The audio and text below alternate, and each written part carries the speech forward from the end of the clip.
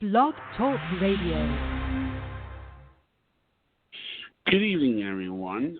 This is me, Jonathan Alexander, and I'm here to host our show, Life, Laughter, Happiness. Today, I have my co-host with me, Barbara. Are you there, Barbara? Yes, I'm here. Hi, everybody. Hi. Now, our guest today is LJ the Medium. Now, this is interesting because, you had a spinal injury, and I think it was around 2013, it says here. And, did you, and I noticed that Barbara, before she came on, was reading your bio. Now, Barbara, is there anything you wanted to say about this, or what you read? Or? Well, sure. I just was reading through, and then I read how you went through such a life-changing experience from something that was very traumatic, and I know this happens so often.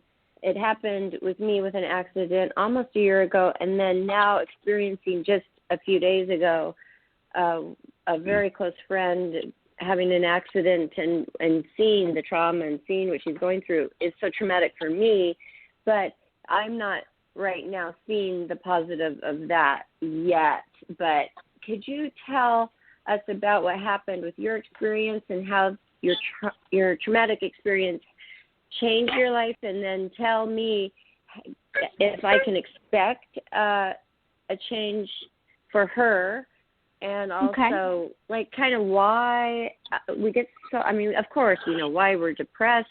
It's hard, and it's draining to see in the hospital and all of your hope and your devastation, and then something good happens, and then you're so happy, but yet, you're basically, life has fallen apart, and your schedule's all messed up, and, you're not getting your things done, and it's affecting so much. So how that all worked with you, and then if you can feel me and my friend, how it will be working for us. Okay, sure. Well, one, I just want to say thank you, Barbara, and thank you, Jonathan, for having me on the show tonight. So I really appreciate that you asked me to join you guys. So I'm happy to be here. So I just want to say that. We're happy to have you. Thank you. And it's hard, because, to share the story, but the reason why I like to share my story, or like to be invited to go ahead and talk about it, is because I think it's something that we can all connect with or resonate with, right? We've all had some type of pain or trauma, physical, mental, or emotional, that kind of changes, our life path. So, one, I'm really sorry to hear about your friend or anyone that's going through anything. I always keep people in my healing and my thoughts, because I could say, I've been there. And when you talk to someone who really understands, I pretty much got hurt in 2013. I was, working. I was, in my 20s. I had just gotten married. I just came back from my honeymoon. So as you said, things are absolutely, amazing. You're thinking, okay, we're moving into this home. We have our whole life together. And I would say about 2 weeks after the honeymoon, we get back, and that's when I hurt my spine. And pretty much going from, thinking about being, a newlywed wife, to decorating my home, to planning for children, pretty much just got shattered. And again, it's like what I was mentioning before the show. It's like you have your hopes and you have your dreams, and it's, I could not take care of myself. So just taking you back a little bit, it's like I could not walk. I needed multiple surgeries, which I know you read the bio. So I had 3 altogether in spine surgeries. Wow. So, you lose your... When you woke up from the injury, is that when then you did the surgery, or can they do surgery? Were you out, or did you come back to consciousness? Because I had to read it really quickly. Right. So I was in severe pain. I was working. It was just like a freak accident. And the pain was instant. The pain was just like, oh, my God. So it just happened so fast. But my surgery, I had emergency surgery. It wasn't that night. I would say it was approximately 3 months later, because they tried to give me injections and there was other alternatives that they were trying to do. But then when I got to the point, I was in a wheelchair and I couldn't walk and I had no feeling in my leg, that at that point the doctor's like, I'm sending you to the hospital right now, because they didn't want to risk permanent, paralysis. or anything like that. So it was a matter of Right. like, we need to do this now, because I couldn't feel anything on my right side. So it just, like I said, everything happened so fast. You know, you're now bedridden. You can't get up to go to the bathroom by yourself. You can't put your clothes on. So it was like life altering. And here I am. I have a wonderful, you know, husband. We had just been married a couple weeks, but he came from a home where, you know, things were done for him. And I'm Italian, so I'm a very old traditional, I come from an old traditional family where the wife cooks and cleans. And here I was, like, I couldn't do anything. Nothing wow. at all. He had to. So this was a big test to being a husband, right? Like for better or for worse, like right off the bat there. Wow. Totally. So it was. We were in for. We both were. I say it happened to me, but it happened to him, just like this has happened to your friend. But you love your friend, so it does. It does take a toll. So our lives, that's just the beginning of it. I mean, it's been a crazy 7-year journey, but that's basically the beginning of it. It was.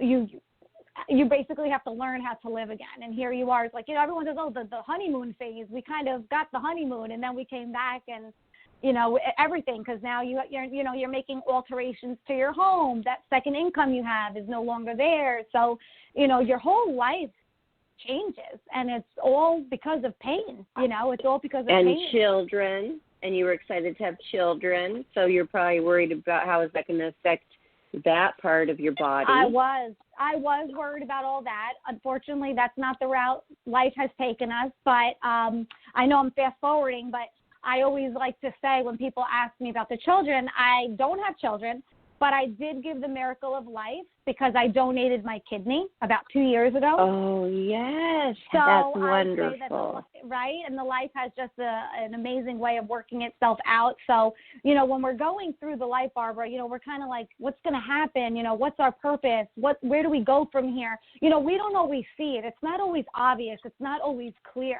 But that's why I like to share my story, because had you told me 7 years ago I would be a medium or I would be a kidney donor, I would be like, there's no way, right?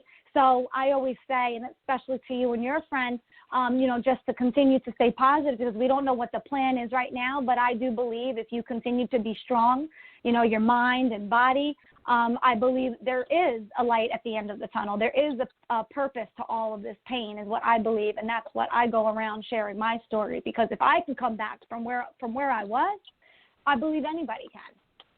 Yes, definitely. And that is a belief of mine, too. So I know that I will find a reason. But she, more importantly, I need to open her eyes to this as well and find the reason why this happened, because this person is accident prone, but this is the worst of all the accidents. And she's in the neurological unit at the hospital, but thank goodness yesterday she started speaking, so thank goodness. Okay. And she can move, she can sit up and all of that, but, it's going to be a long road straight to the physical therapy center. Does she have to do rehab to, like, kind of learn to get around and move again? Because I feel a lot of weakness connected to her, like just a lot of weakness.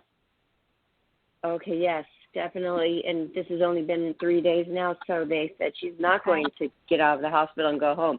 She's getting out of the hospital to go to a rehabilitation center, and this person is a young, active, athletic person with a little dog. Now I'm taking care of the dog, and, you know, I'm bringing the dog every day to the hospital, which I think is so wonderful that they let me do that because it's therapeutic for both of them.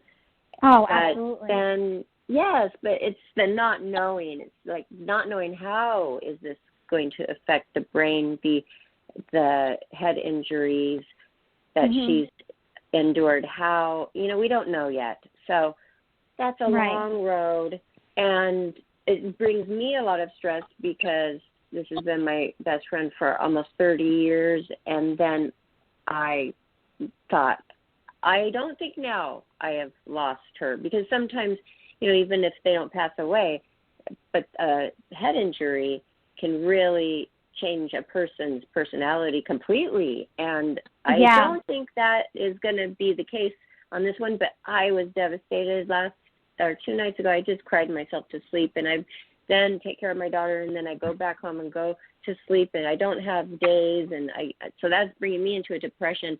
But the thing is, when I thought that I was losing or could lose the same brain that was in this person, like if I am going to lose that person that way, right, that was devastating, because this person knows me better than anybody in the entire world, and we've shared so much.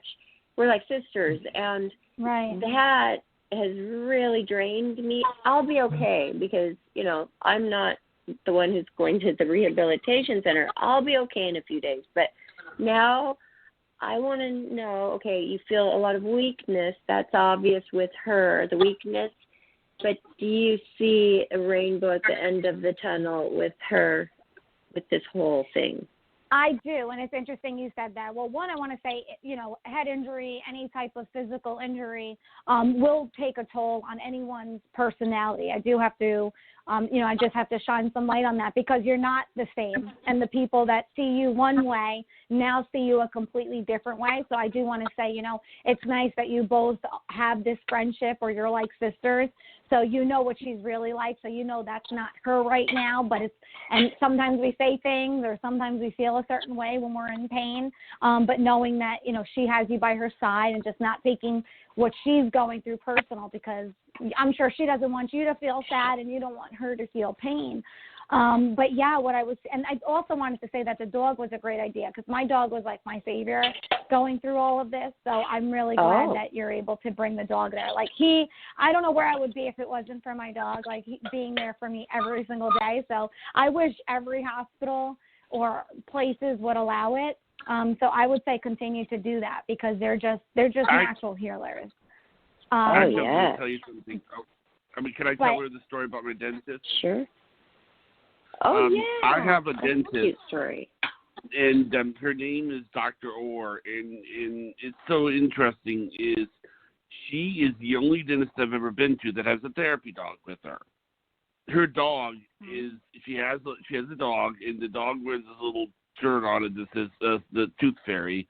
And I mean, whenever she'll be working on your teeth, and the dog will be in the room with you, and will just stare at you, and right. I mean, it's actually very, very therapeutic in a way, because it's like amazing to talk to this dog, and so it was very therapeutic.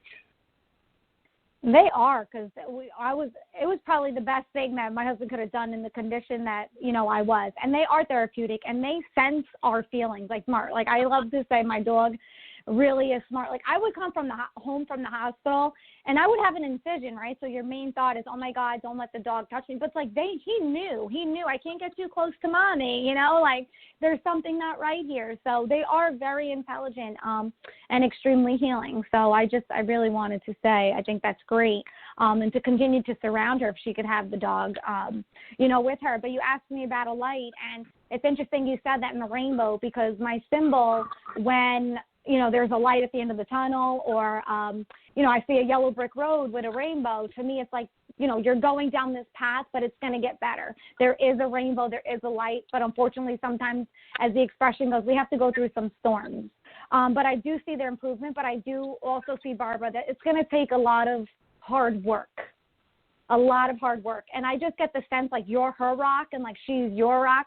So I just want to say, if you guys can support each other and help each other. And it's going to take a lot of patience, because I just feel we're talking about weeks to months in this rehabilitation. Oh, yeah. And then I see even rehabilitation when she's going to be coming home. So whether that's getting PT in the home or making some alterations in the house as well. So I see a lot of changes coming up for her. But I also know that you too don't want her to see you sad, or you want to be strong for her. But know that, what I think the most thing is that someone is in pain. Like, it's not that we want to hear, like, we're going to be okay. I just think it's knowing that we're not going through it alone. So as long as you could, you're talking to her and let her know, you're not in this alone. I am here for you. I think that's what most of us want to hear. Okay. We want to hear that we're not in it alone. For sure. And that is so interesting that I said, light at the end of the rainbow? Because you were imagining that at the same time? Wow. Yes, and that's my symbol. When I see a rainbow, I tell people that's a good sign. Go for it. It's positive. It's the right path. So it varies in certain situations. But when I see it, I think that she's very determined, and I think you'll push her.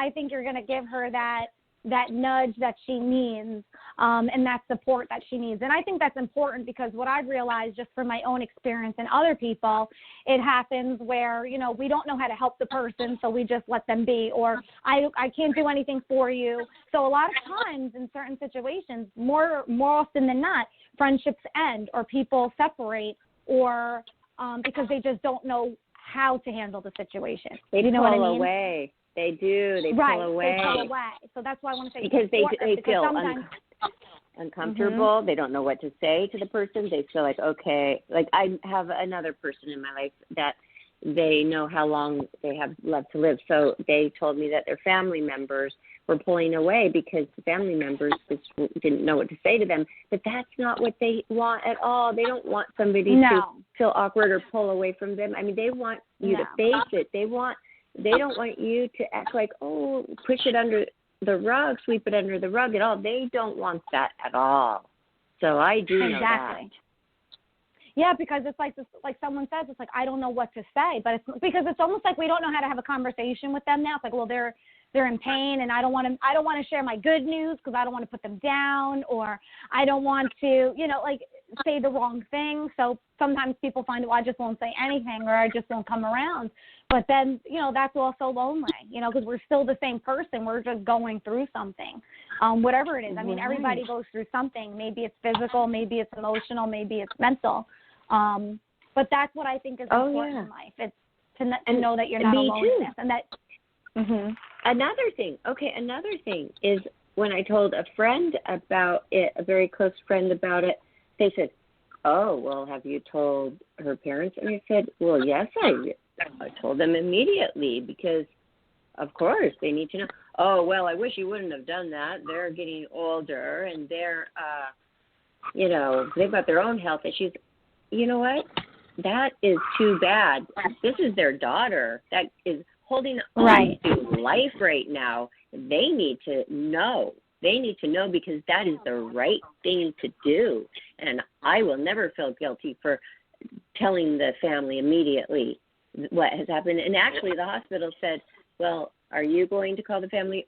And if you don't want to, we will. I mean, it was something that they needed to know because it was the right thing to do. And so you get these, and you're going through this right by the person's bedside, and you're hearing these things, and it was just so hard not to let those things aggravate me because I'm already tired, I'm already stressed out, and then I hear something that is just, I'm feeling is really ridiculous and stupid, basically, and I have to keep my composure with that. So that just reminds me of how, like, people get torn apart because it becomes like this competition almost, I've noticed, of who can find out more information and who's telling whom and all of this. And it's just ridiculous when this person who is laying there fighting for their life, well, that's the issue here, people. Wow. Exactly. But I think you did the right thing because I see any parent would want to know if something was going on with their child. I don't care how old. Like, I know my parents and, they worry about me, they care about me, and sometimes they got a lot on their plate, but I see how they are with all the kids, and it's like no matter what, I don't care what time it is or what day it is, you better call me and if there's something going on. So I think you did the right thing because I think they would just worry more, And oh yeah, well they would wonder why they would wonder why their daughter's not answering the phone for 3 days, and they would wonder, why didn't she ever come home from her weekend getaway? And I mean, that was just so ridiculous. So, oh my gosh, but they had to be told. And I thought it's better coming from me because they know me rather than the hospital. So that part, that's done and that's good. But wow, I want to know more about your transformation. I want to know, like, okay, so when all that happened, besides, that was wonderful, giving your kidney and giving life to a little girl, what other things did you experience with your transformation that came from the accident? Well, so much happened, because not only did I have multiple spine surgeries, I had some rare diagnoses, which actually ended up leading to donating the kidney. So much happened, but I want to say throughout all of this, that's when I truly became awakened. Now, I do believe my gifts were always there from childhood, just because of things I felt and experienced and saw. But depending also growing up, maybe it wasn't normal to talk about or to say. So a lot of things probably got suppressed, and I dealt with a lot of anxiety and all of that. But growing older and having these surgeries, I literally started having all these spiritual experiences, from outer body experiences to seeing things. And I thought okay, I must be on all these pain meds. I must be on all of these medications, and I'm starting to see and hear things, and I started to worry. But honestly, it was just all of these feelings or all of these things that were suppressed that started to happen. So, 1 minute it was someone came into my life and told me about Reiki, and Reiki was incorporated in my healing. And then the next thing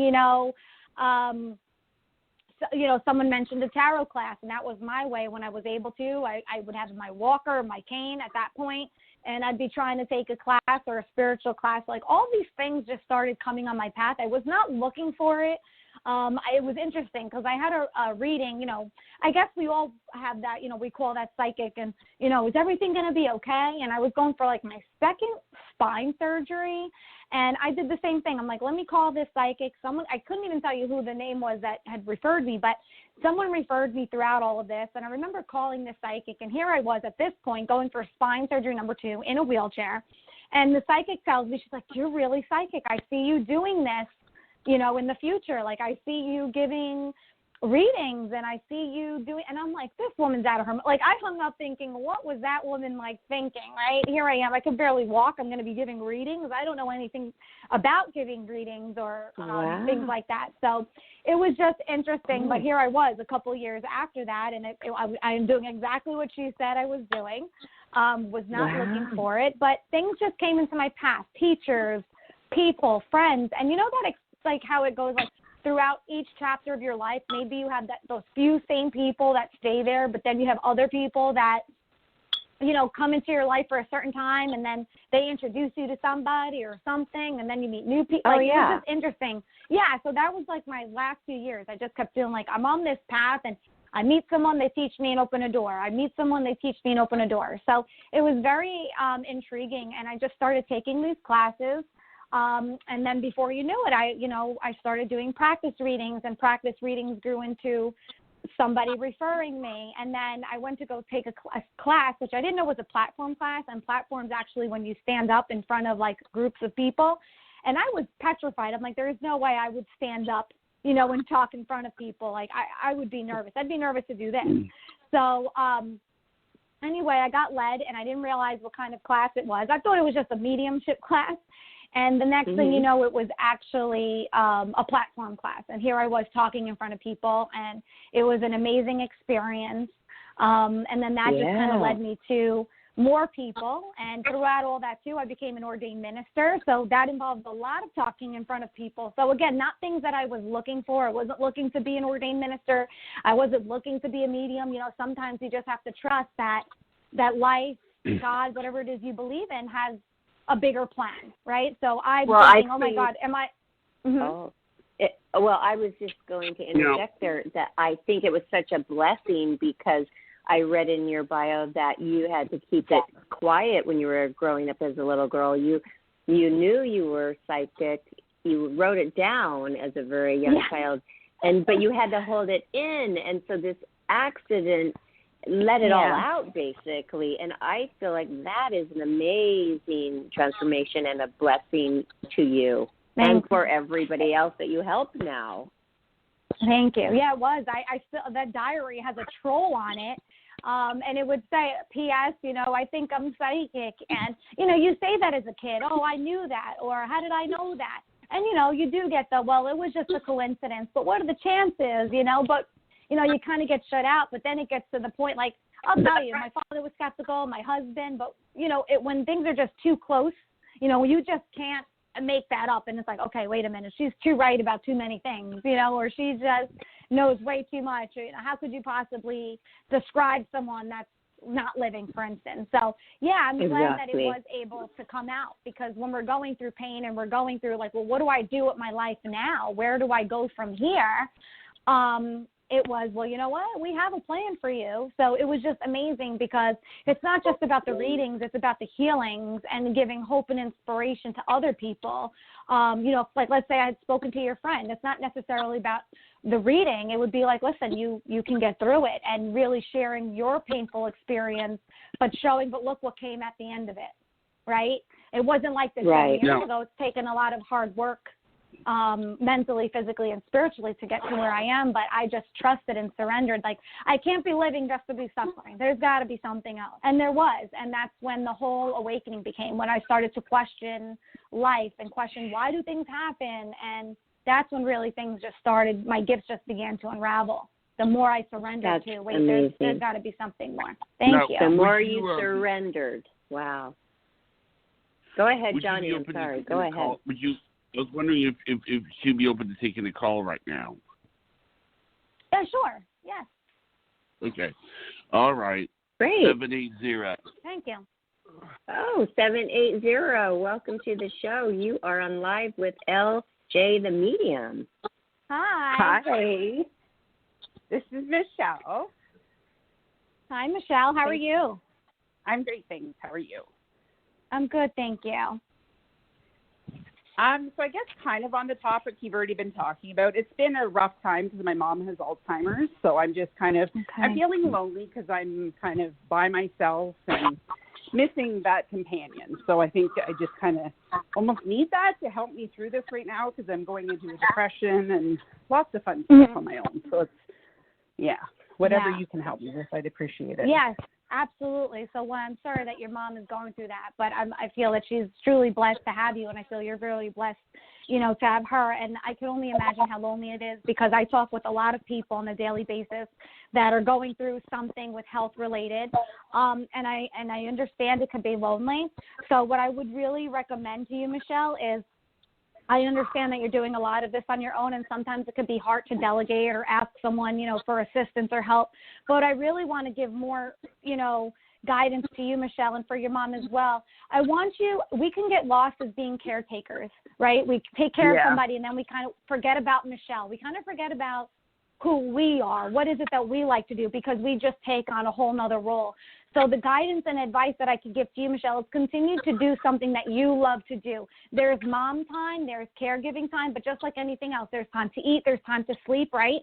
So what is it, I would say, something that you could do? And maybe it could be something together with mom, right? I understand she has Alzheimer's, but maybe a craft, or maybe something that we can do together. I want you to stay engaged, because what happens is when we do, say, mom's in bed and you get a few minutes to yourself, our mind starts to wander, or we start thinking about things that are out of our control, right? And then that's where our loneliness and stuff comes in. So I'm not saying you have to spend every minute being hands-on, but I would do something that brings you joy. If that's reading a book, if that's taking a bath, anything that can bring you a little bit of joy and enlightenment to your day, and doing things that you still like to do. So really taking care of yourself, just the way we want to take care of mom, it's very important to take care of Michelle too. Yeah. Okay. Thank you. Okay. Oh, you're very welcome. Such good advice, because I feel like, I just wrote that to my other best friend that lives far away, my best friend since fourth grade, and I said it's time for me to take care of myself and my daughter, because you can't ever lose sight of yourself. Because if you're not strong, then how can you be strong for others? But when they're passed away, so then there's that whole other wave of emotion that is going to affect our life, the living. So is there advice that you could give our caller, Michelle, about, and in all of us who are going to be losing our loved ones in the future, what do we do to then comfort our own selves? Right. So one, I want to say, when we're a caregiver in any situation, you know, it's easy to get burnt out. It's easy to get lost in taking care of other people that we don't take care of ourselves. But the best thing I could say, too, is, you know, our loved ones, we never know what tomorrow brings, right? I didn't know I'd go into work and I'd be hurt, or people don't know when certain things hit us unexpectedly. So that's where I really like to say to really embrace the time that we have with our loved ones. You know, do something, you know, make a photo album together, look through pictures. Like, I like to say embrace the time that we do have with them, right? Because I understand when we talk with loved ones on the other side, they come through, and what are they sharing? And a lot of readings, what are they sharing? They're sharing the memories that they had with their loved ones. You know, the feelings that they had, how you left them. So we want to make them feel as good as we can, but they also want to see us feeling good and happy too. They don't want to see, oh no, I'm stressing her out, I'm making her tired, or anything like that. That's not what they want either. But that's why I say find balance. Finding balance is extremely important, and really just embrace time, you know, that we do have, and really learning the patience together. But that's why I think it's important to be there for them, but be there for yourself too. And but making what that if time. we're not near them? What if we're like states away? Right. Yeah, well, states away so from he them. doesn't want to talk to me. So if He you're won't even saying, talk like, to as me. far as distance, if we live far away, as far as distance, you mean? Yes. Well, I think it's important, just like anything else. Sometimes, you know, we have relatives that do live far away, but that's why I think, you know, keeping those traditions, calling, checking in on them, you know, sending a card, sending flowers, sending, you know, care packages. I mean, it is hard, and it's nobody's fault, you know, when we're distant and far away. But really the thing that we could do is the best that we can do. What is the best that we can do? You know, if we can visit, wonderful. If not, what can we do to make this person's day better, or make them feel a little lighter and like love, and know that we're still with them? Ideas. Mm-hmm. Those were good ideas, though. The photo albums, and look through the computer and find all those special photos that you enjoy together, and that's touching to the person who is going through the situation. But with Michelle's mom, my heart goes out to you, because when they have Alzheimer's, they aren't themselves, and like she said, they wouldn't even talk to her. And that's so hurtful and sad. But I mean, okay, then you're saying, LJ, there's a meaning for everything. So, but why? What's the meaning of this one? Why someone would have Alzheimer's? Yes. That's a very, very hard question. I couldn't tell you why I got hurt. I can't tell you why someone's ill, or why there's a coronavirus going on. Like, you know, I don't know why there's certain things that are, you know, out of our control. And that's very unfortunate. But I believe it's making the best of the time that we have here. Because if someone's like, you're out tomorrow, but did you live your best life? Do you feel that you gave your all and you did everything you could? So again, I can't say, oh, I know why she got Alzheimer's. That's, you know, I can't say, why do people get cancer? I think that's I think it's horrible. I think it's awful that anyone has to go through any pain and any kind of illness. But I believe that there's always a plan, or, you know what I mean, why it's hard to answer that, right? Because no one deserves it. No one should have that. No one should have that illness. I do, but I'm thinking this planet that we live on is just so strange because of these things that are put in front of us, and then because we never can have the answer to the why, and that's so frustrating. Right. It is. I wish I could say that. I wish I could say, well, why did my life, you know, why did that happen? And I think that's something that we always ask. But something connected to Alzheimer's, because I know a few people, you know, that are you know, have family members with Alzheimer's. And, you know, from what I hear is just not to treat them any different. You know, so I know someone who's like, I just go along with it, because I know from understanding from other people, it's like they're not themselves, or they believe like the daughter is the mother. And from what I understand, they kind of just go with that role. I'm not saying everybody does the same thing, but they kind of just go with it, you know. So it's not, she goes to me, I don't exhaust myself by saying, I'm not your mom, or, you know, daddy died, and then kind of having to repeat that, because that could be painful for yourself and the person. Okay. So what they do is they kind of go along with it and just kind of embrace and just let it be and just take it as it comes. Michelle, it's hard. Mm-hmm. Let's ask Michelle if that's what she's been doing. What have you been doing as in regards to communication with your mom? Do you correct her when she's confused, or do you go along with it? How are you dealing with that? Oh, it's hard. And that's how I was in the beginning. And then now, like even at Christmas time, I called her at Christmas and she wouldn't even talk to me. She just says, tell her I'm busy. Aww. So I can't even have a conversation. So that's probably why I'm grieving, because I'm never going to have a conversation with her again. Right. Yeah. Like she's already, my heart, you're grieving. Like she's already gone. She's grieving. Yeah. Yeah. Yeah. My heart goes out to you, Michelle. It really does. Me too. Thanks. Me too. How far are you and your mother right now? Are you in different states? Oh, she's in a different province, yeah. So she's about 4,000 kilometers away, so about 2,000 miles. Okay. So for me to take a trip there and her to be nasty to me, it's just not something I can handle, right? I've already... Okay, right. And that's tough. true. And you want to do what's best for them, but you also want to do, what's best for you. And that is a tough situation. And again, my heart goes out to you. And thank you. I will keep you in my thoughts. Thank you all. I appreciate it. But all you could do too is just keep calling and loving her and and I always say to people, we could send love and light. Everybody could do it. So just continue to send that love and light. And thank you for calling. And thank you so much, Michelle. Thank yes. you. Also, I think that if she and everybody else just continues to do what you say, LJ, and continue just putting the effort in with good intention, at least that will cause us to not have any regrets in our own life, that we have done everything we can do for them. And so then at least that emotion is not going to be in the equation. But it is a very strange disease. My uncle passed away from that as well. But sometimes they get nicer, sometimes they get mean, sometimes they don't recognize you.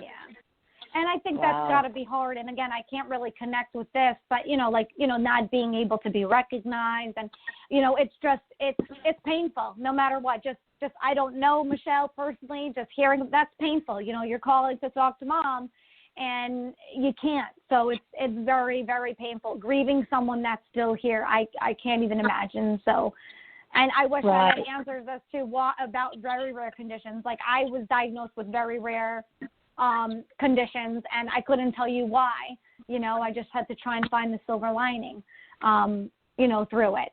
So I think you had read the bio, but as far as my kidney, it wasn't my first choice to go donate a kidney. It was I had this kidney condition, and I had surgery for it, which failed. And they said that my kidney had to come out after that failed surgery. So I looked at it as, well, what can I do? I made it this far, can I donate my kidney, which was something I was able to do. So wow, and you painful. Came up with the idea? Did you come up with the idea to donate? Wow. I did. So I was the first. So I had this rare condition, but I was trying to turn something negative into something positive, which led me towards organ donation, which was truly amazing, which saved somebody's life. So here I was treating my condition and saving someone's life. So again, this was a treatment that had never been done before. I was the first patient at New York Presbyterian Hospital to go forward with this. So here we are, being advocates, and now 6 other people, a dozen have gone through it, but 6 other official people with my condition called Nutcracker syndrome have actually donated as well now. So I've been able to take my yes, thank you. So my painful experience and others now are able to do it. And I'm raising a lot of awareness with the National Kidney Foundation and trying to get this, diagnosis or this treatment known, because there's only so much we know about diseases. There's only so much we know about treatment. So I was the first patient to go forward with this. So that's where I'm at, sharing my story. Wow. Is there a foundation for this that you could let the listeners know about, that so they could try to support this? Nutcracker, is it called Nutcracker disease, you said? Yeah, it's called Nutcracker syndrome. And right now I've been, Nutcracker syndrome. So I've been working a lot or volunteering a lot and raising awareness with the National Kidney Foundation. So I'm trying to get out there, you know, an opportunity like this, sharing my story. I belong to a lot of support groups as well, and we're doing a lot of that. I actually have an event coming up in April. I'm celebrating my 2-year kidneyversary, and with that, I'm having an event with the Vice President of the National Kidney Foundation is going to be there.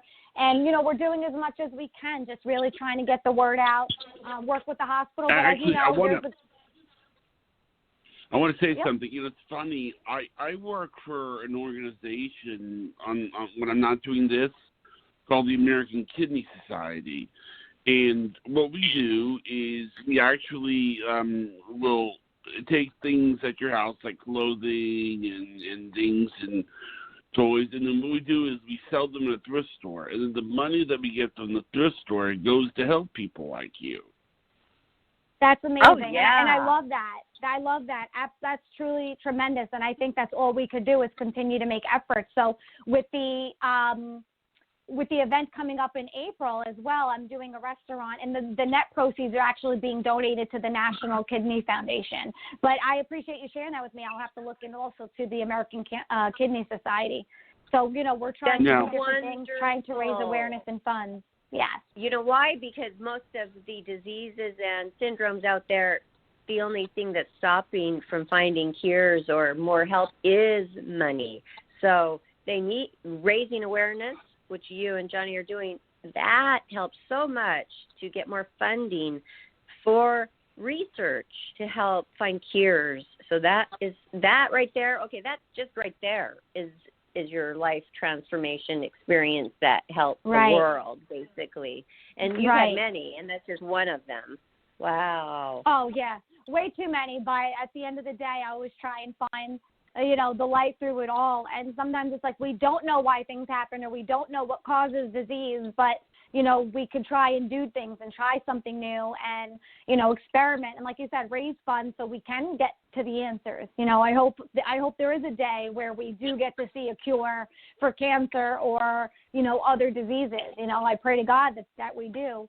But in the meantime, it's exactly what it is, just trying our best and, you know, doing what we can. So that's where I'm at. You know, I like to share what I can. Mm-hmm. That's wonderful. Would you like to take another call? Sure. Okay. 925 is the area code. Hi, everyone. This is Terry. Hi, Terry. Welcome to the show. You're on live with LJ the Medium. Welcome to the show. Hi, LJ. I'm feeling really stuck. Really stuck. So I don't know if maybe I just wonder if maybe my grandmother has some advice for me or you. Okay. Awesome. So let me see what I could feel into that. But I understand you're feeling stuck, but they're also showing me being in a place of transition. So I feel like you've had a big life change or we're going through a big life change, Carrie. But they are showing me, or what I'm picking up on as well, is I want to tell you to, you know, find balance. Okay, and I feel like this is a message that a lot of us can connect with, but I feel like I need for you to reconnect again. Do you understand that? Like, I feel like we need to find what is it that we like to do again. We've had these life changes. We've gone through so much, but what is it that I want now? Where in my life do I want to be? But also, they just keep taking me to health, so I feel like either we're on our verge of making healthy choices, and especially since we're talking about health tonight and a lot of things healthy, but I just keep feeling like I want to find balance. And I also feel like I want to tell you to disconnect but reconnect. And what I mean by that is I just keep feeling that you go above and beyond. I just keep getting the sense like you're always there for everybody else. And I kind of feel like I got to take a deep breath. I feel like I have to find a deep breath because we get lost again in taking care of and doing for so many other people. So I just keep feeling like I want to tell you to disconnect to connect, Carrie. And they just keep bringing me to balance, but they are showing me too new beginnings happening. So I feel like you're going to start feeling better in May. So right now, I don't know if we're alone, and I understand it's winter and everything like that, but I just keep feeling like a breath of fresh air coming your way in May. And do you like to spend time outdoors or by the water? Yes, very much. Okay, because I feel like that's really good for you, like just very therapeutic for you. Sometimes it doesn't always have to be like we need to be doing things. Sometimes we just need to be, right? And just being in the present and just allowing things to just happen and unfold. And also, I keep seeing cooking. So are you someone who likes to cook, or are we experimenting with cooking? I see a lot of kitchen stuff. I like to cook if I don't have to cook. All right, because I just keep seeing, like, you know, sometimes we're home and we get messing around in the kitchen. So I just feel like, you know, experiment and try new things and getting out of a pattern of things should be like this or things should be like that. And that's what I just keep feeling is I really just want to tell you to have more fun and just really, you know, just be. There doesn't have to be like a motive to do something. You know what I mean? Like I just keep getting, you want to go for a walk? Go for a walk. You want to cook and try a new recipe? Like go for it. Like I want you to find that fire in you again, that adventure side, like that child side in you. Like really just trying to go out and have fun, because I don't feel like we're having a lot of fun. I feel like either we're busy or we're alone, but I want to tell you to like find that medium, okay? And it just keeps showing me being healthy. So I feel like May coming, we're going out for more walks or we're going out for a jog. You know, we're trying to eat right. So they're showing me like, they are showing me balance. So I know you're feeling stuck right now, Carrie, but they are showing me things calming down for you and new things coming up. I have started walking, making it a practice to do it Perfect. at least 4 to 5 times a day. I really want to lose weight. I've been very lonely. I lost my husband during the summertime. Oh, and I'm so sorry. I'm just feeling, but I'm feeling really stuck, and I'm really being guided to. I keep getting that I'm supposed to work on my gifts, but I feel so stuck. Right. No, absolutely. It's when we lose somebody close to us, and you know we're going, and that's again that major life change, which it is. It's kind of where do we go from here, right? So learning that adventure again, and I understand you're grieving too, but also you know again finding that what makes you happy. That doesn't mean we're going on without our loved ones. It just means that we just have to keep, you know, moving forward, but they're right there with us, Carrie. And just, again, I think that's great that you're doing the walking, and I just feel like that's validation that you are getting healthy and you're on the right path of finding that balance. You're determined to make these changes of eating healthy, and, you know, you want it. So I feel like your intention and your motive is all there to want to feel good and be better.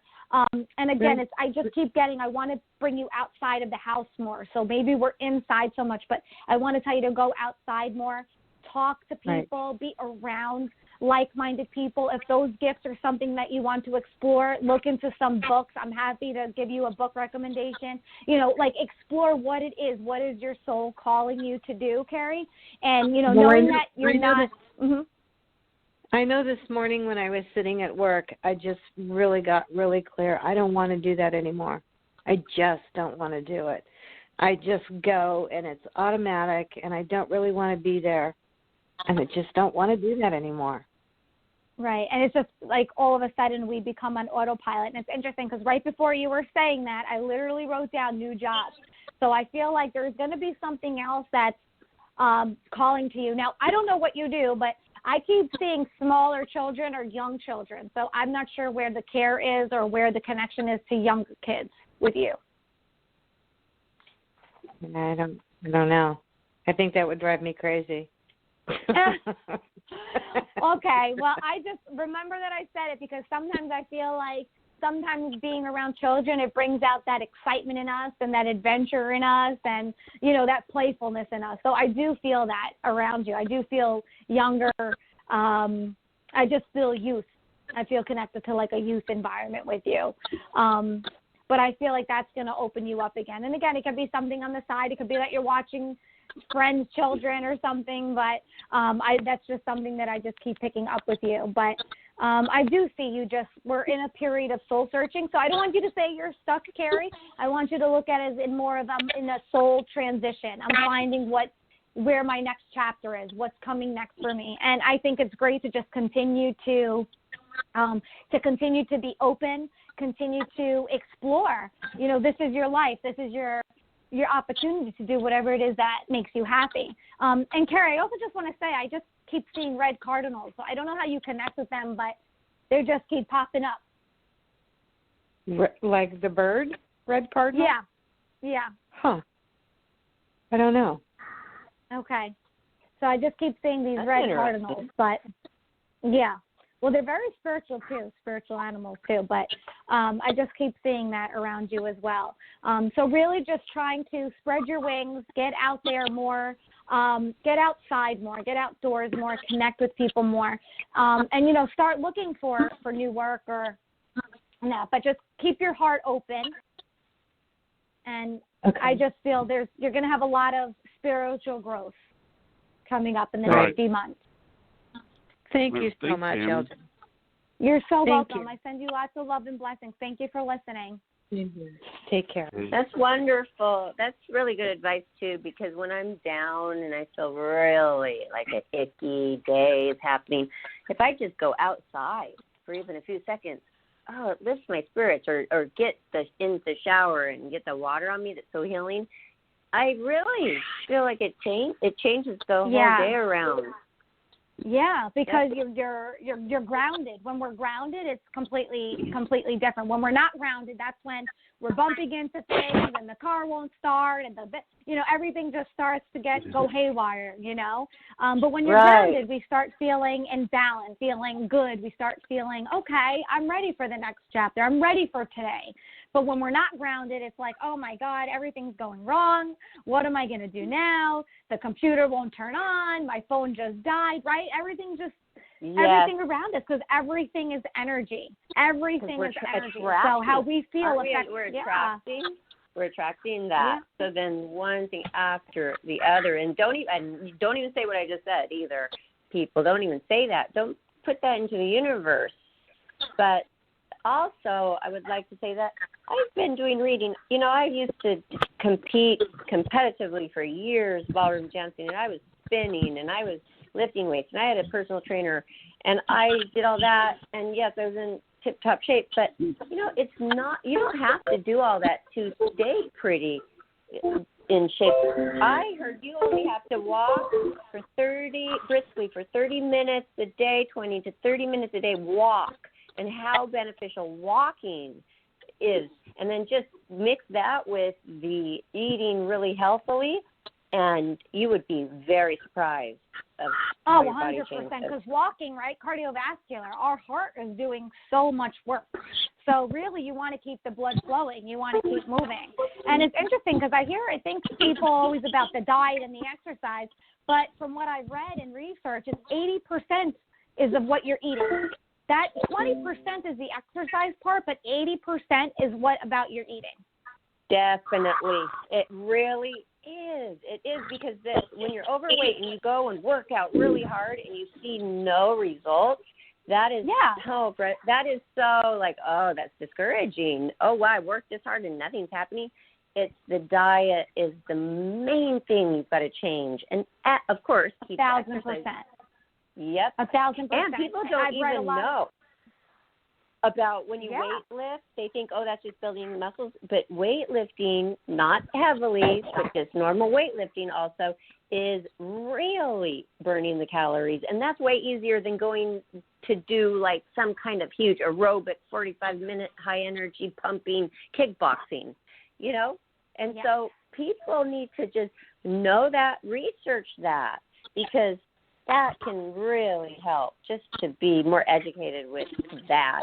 And I know we're talking about more of the paranormal today with you, but why not some just basic real life stuff too. Well, that's what I say. I always say spirit guides us to what needs to be said, to something that maybe somebody needs to hear. So I'm always open to wherever the conversation goes, Yeah, and I read that you really like yoga too, and that's so important. And that's I do. Is yoga meditation? Is that like a form of meditation? Yoga. It's a form of meditation. It is. I love yoga just to feel like grounded and just feel, relaxed for me. Turning our minds off because they're always going. But I love yoga and I love exercising too. One, I had to learn to love fitness because with my spine, my doctor's like, you have to work out for the rest of your life because you need a stable spine. So one, it's just something that I have to do, but I also love to do. I love yoga. I just try and love to be active. I'm not someone who likes to just sit. I have to move. And then when you're sitting for so many years, you get to the point where you just like, okay, wait, I'm okay now. I could do this. I could do that. It's almost like you're trying to catch up for lost time. But I like to be busy. I like to engage and do things and talk to people and help people. Right, and that way. gets you out in your yoga class too. And I'm looking right at your website right now, and I want to tell the listeners where to go to find you. It's LJ the Medium, and that's just ljthemedium.com. So easy to find you so that they could contact you directly for more thorough counseling or readings and see what events you have coming up, and all your services that you offer are right there. And you're on Facebook and Twitter, I see, Facebook and Instagram. Yeah. I see. Yeah. You can connect right there on your website to that. Mm-hmm. Yeah, LJ the Medium. It's fun. I offer private readings and group readings. And I do lives on Facebook every Wednesday. So my Facebook page, LJ the Medium, I do live readings during the week on Wednesdays at 8 Eastern time. So that's always fun. Okay. Wow. Yeah, I was going to ask what time. So 8 Eastern, you can tune in live. I love that feature on Facebook as well. Right? Live. It's fun. Yeah, I love it. Fun. So I kind of do like tonight. I try and do. Yeah, I like to give as many readings as I can. So that's tomorrow night, actually. So I'll be giving live readings. That's awesome. Would you like fun. Yes. So, would you like to take another caller? Sure, take another caller. Okay. 775, you're on the air. 775, welcome to the show. You're on with Medium LJ the Medium. Welcome. Hi. Hi. Thank you, everybody. LJ, it's an honor to meet you. I admire your courage and what a beautiful soul you are. Oh, my God. Thank you so much. That really means a lot to me. Thank you. Well, God bless you. And I truly appreciate that. Well, I mean that from my heart. My name is Wendy, LJ, and I was in a horrific car accident over 30 years ago, and it's a miracle that I could walk again. And and then about a year and 8 months ago, I was in the backseat of a yellow cab, and there was a rear-end collision. So I've been able to lead a fairly normal life, but I have spondylosis of the thorax and lumbar region, and I've been off work since the 15th day of January. I'm really smart about providing all the paperwork so that hopefully my job will be preserved. They've got tons of backup proof with MRIs and everything else. Mm-hmm. But I work in a medical insurance field on the phone, and I speak to patients. And I want to hold off starting my Social Security at least until February. Will I keep my current job and be able to hold off starting Social Security until February? Yes, I'm seeing yes. I do see your work being held. I do see all the appropriate documentation and all that you need to do. So I do feel that you're in a good place, but not so much, because I'm sorry to hear everything that you've been going through and what you had to endure as well, because I know pain, chronic pain, anything is not easy to deal with. So, but I do feel everything I just feel like everything's on hold right now, so I don't feel that there's not much else that you need to do as far as Social Security or anything like that. So I feel everything is okay with your job. When will I continue to return make back? sure everything's sorry? I need to make sure my paperwork's in order is probably what you were telling me. That's exactly what I was saying. Like, get it in earlier than later. I just feel like you don't want to miss anything like that. So I just keep feeling that's what I really want to push you to do. Just make sure everything is on time, and I think it should be fine. Okay. And my doctor, when do you see me going back to work? Frankly, I'd like to stay off work until December, but my doctor is the captain of the ship. Okay. So he's the one who's in charge. And you said September, but she's a very intelligent little Asian lady, and she's helped me so much, but she's really, I think she finally has compassion and understanding of my health issues with my back. So how long will she continue to approve me off work? Will it be another month or through December or? Right. So I keep seeing, I'm going to tell you what I'm seeing, but I always tell people anything can change, right? Anything can happen any day. But I keep being shown 3 to 4, so 3 to 4 months. So that's, anything can change, could be more or less, but that's just what I'm picking up on right now. And that's fine. And I share an apartment with my sister, Leslie. Our lease is up at the end of June. But I also have to get my Chapter 7 squared away because we could still be approved for a new apartment as long as the trustee has discharged the Chapter 7. So do you see me signing a new lease with my sister, Leslie, at a new apartment building this summer, or will it be more towards December? No, I'm feeling it's much sooner than that, actually. I'm feeling a move much sooner. I don't feel you staying where you are right now. I feel you moving into a completely new building. Like, I just keep seeing like a clean slate. So I'm feeling that much sooner. And we'll be my sister Leslie and I will be signing a lease together? I'm not feeling it together right now. Anything can change, but I'm not sure that it's together. I feel like we're close by, but I'm not sure that we're staying together. Well, in the apartment that we have right now, we're on opposite sides of the apartment, but it's one apartment. Oh, okay. Then that makes a little bit more sense because I feel like we're close, but not in the same space. So I don't know if it's similar to that situation or we're on like two, down the hallway. But I just feel I'm showing a separate space. But will she and I be signing a lease together? I'm feeling separate. I know there's always free will, right? So what I'm feeling, but I'm feeling separate. Yeah, I think financially it would help both of us, and I'm not sure that she has the availability financially to afford a place on her own. Okay. But, well, I don't know. We'll see. Situations change, but, it could be that I'm picking up on just separate, like you said, you're living separate right now. But, it's whatever's going to work out for the both of you at the end of the day, right? Yeah, I think that I would be very lonely. She's my only family right now. So I hope that we do end up signing a new lease together. I wish it could be a place called The Reserve, but there are other nice apartments.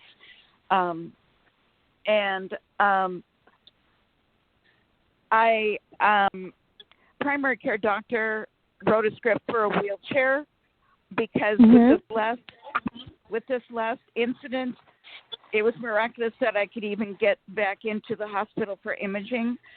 I'm a little bit more mobile now, but the woman in DME erased the order, and she seems to feel that she can override what my doctor says. So I am working with entities that say they can help me. Will I be able to get the wheelchair, or what's going to happen? Yes.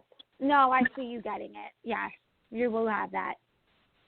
It's very important, too. So I think that's very vital and important in your care. But, yes, you will have that. And I'm sorry you're going through this, and I thank you for calling, and I wish you the best of health and a smooth transition when you move. Yeah, I hope it's with my sister. So thank you very much. You're welcome. Thank you for calling.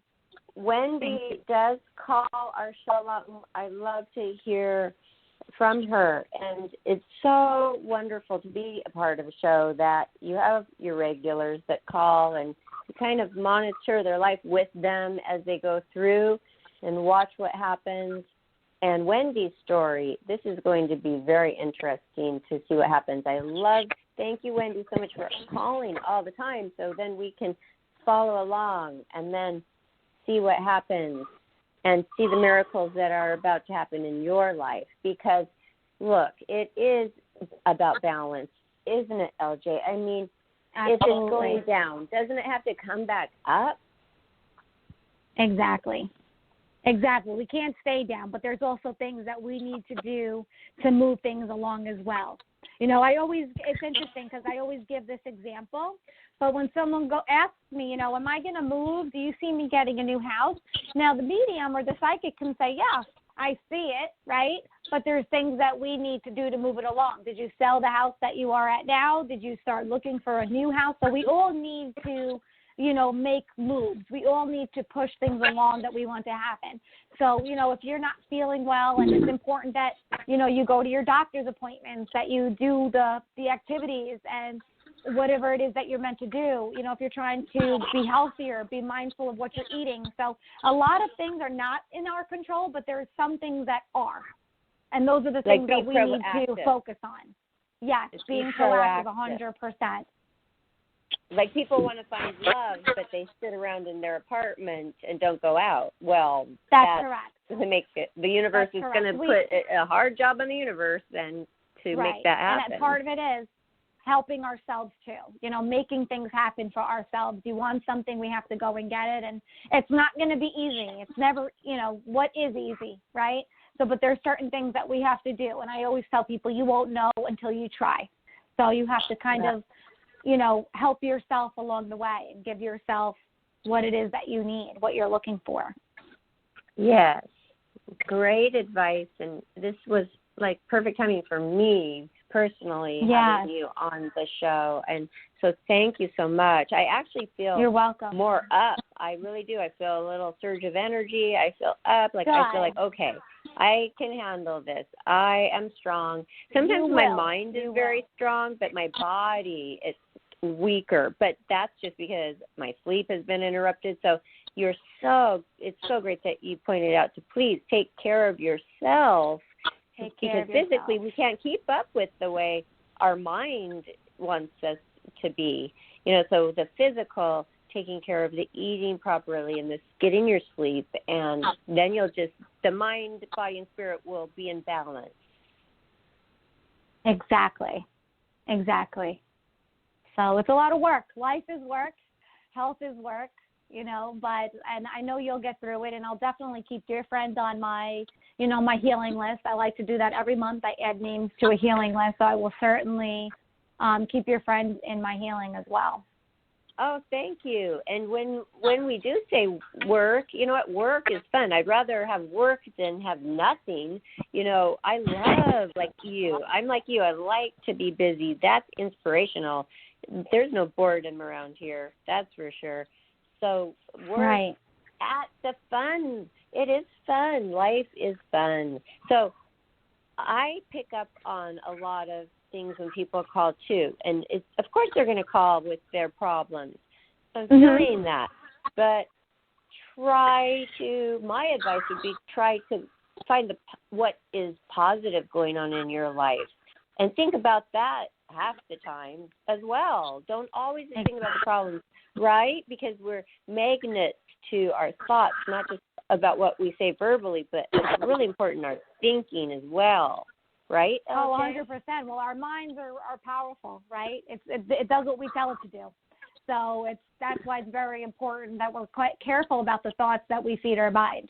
So I always say to people, it's about feeding your body and what you're putting in your body, but what are you feeding your mind? If you're going to tell yourself you can't do something, if you can't, make things happen, then that's what's going to happen. But if you feed your mind positivity, it's like the law of attraction. Eventually, it believes it, right? So it's important to be aware of what we're saying to ourselves. Because self-talk, I mean, we talk with ourselves more than anybody on a daily basis. If from the time you wake up in the morning to the time you go to bed, all you're doing is constantly talking to yourself. Right, and that's why the meditation is so important too, right? The meditation is very important too, to empty our minds so then we can actually, let the good thoughts come in. Because sometimes I wasn't even ready for a show. Maybe I was busy, and then it's a really, really intense show, and I can't quite connect with the medium very well because my mind was too full, and I feel like, okay, I should have meditated right beforehand, empty out everything, so therefore I could absorb this and make it really more worthwhile. So don't forget to meditate as well, everybody. And so, wow, this is amazing. And we're so glad to have met you. And thank you, Johnny, for finding me. Thank you. Likewise. Okay. Yeah, thank you for finding me on Instagram. Yeah. Oh, he found you? Oh, cool. Yeah, Good, he found me on social media. That's the good thing about social media these days. Oh, yeah. Connecting with wonderful. people. Yeah, it so really thank you for inviting me on, and I hope you found it. I'm glad that you said you were feeling lighter and better. Yep. Mm-hmm. So I'm happy about that. And I feel some connection with Wendy, too, because she does call in a lot and takes advantage of our complimentary readings that we have and all of the different people, and I connect with her, and I just want her to say, hey, because she wants, the reserve I think she wants to live in, I remember I wanted to live somewhere so badly, and I drove by a complex every single day and just stared at it and said, I want to live there. I'm going to live there. Yeah. I'm going to live there. Yeah. I'm going to live there. And it happened. It took 3 months of doing that, though. That's right. Mm-hmm. That's right. And I lived there for 4 years, and it was on Rodeo Drive in Beverly Hills, and I did it. And I had that dream since I was 12 years old when my dad brought us to California for a vacation, and we went and drove around Beverly Hills for a day, and I had that in the back of my mind. And by the time I was 30 years old, or maybe 29, I had a Rodeo Drive address. It was all my thinking. Mm-hmm. It was definitely that's because you're like, I'm going to have that. Your mind was set on it, your heart was set on it, and you're like, I'm getting it, So it's amazing when we really believe our own thoughts. It really is. And also, because she knows exactly what she wants. And that's another thing with manifesting. I feel like if you know details, aren't details very important to think about and write down and just know the details about what you want? Because when my life was just kind of in limbo and nothing was really happening and it was a depressing time, it's because I didn't really know. What do I really want? And when I focused on, okay, what do I really want? Now I want to live in Huntington Beach. I focused, and that took 1 year. Wow. And now I'm here. I've Beautiful. been here for almost a year now. Yes. Oh, wow. So it's nice and warm by you right now? Well, it is amazing, isn't it, LJ? Yeah. Yeah. It really is. It is. It really is. So, okay, we have an hour show, and we went over a little bit. We don't want to take up too much of your time, but I just want the listeners and have you all know where to go find LJ. And I think your website is amazing. So, LJ, yes, it's done very well. And you're beautiful, by the way. You're a gorgeous, beautiful woman. I'm so glad that everything's worked out for you. Oh, thank you so much. Thank you. I truly appreciate your kind words and having me on the show and being able to connect with some live callers and sharing my story. So I really thank you for that. Yeah, it was a lot of fun. So everybody go to ljthemedium.com. Connect with her on Facebook. Tomorrow she has a live Facebook show where she's giving readings at 8 p.m. Eastern. So try to get to that. And because tomorrow we don't have a show, right, Johnny, on Wednesdays? So it's perfect. Go over and get with LJ. Okay. Because on Wednesdays we don't broadcast. So That's perfect. Well, Everything's there working you go. out I hope perfectly. you'll tune in and watch then. Yeah. Oh, that would be so fun. That would be fun. What was Johnny going to say? Johnny, what were you going to say? No, I didn't say anything. I was just double checking. We do not have a show tomorrow, so we don't. So. Okay, because it's Wednesday. All right. So hold on, you guys. 10 seconds, and I'm going to close the show. I just want to give a shout out. So for everybody who would like to listen to anybody who wants to listen to the show again, they will be able to find it on our YouTube channel, Life, Laughter, Happiness. And when you're there, please do not forget to subscribe. We appreciate your support. And you'll find all of the other shows to listen to as well. And follow us on Twitter, Instagram, and our Facebook page to find out what's coming next on Thursday. So, well, we know what's coming next on Thursday. We have Psychic Dale Shear, so we're always excited about that as well. And thank you so much, everybody, for listening, and it was so wonderful meeting you, LJ. It was so wonderful meeting you both, too. Thank you again for having me, and I'm sending lots of love and strength to your friend for a speedy recovery. Oh, thank you so much. I really appreciate that. So have a great night, and thank you, Johnny, and everybody out there. Have a great night. Thank you. Have a great night. Yeah. Bye. Bye. Good night, everyone. Good night, Barbara. Good night, OJ. Good night, Johnny.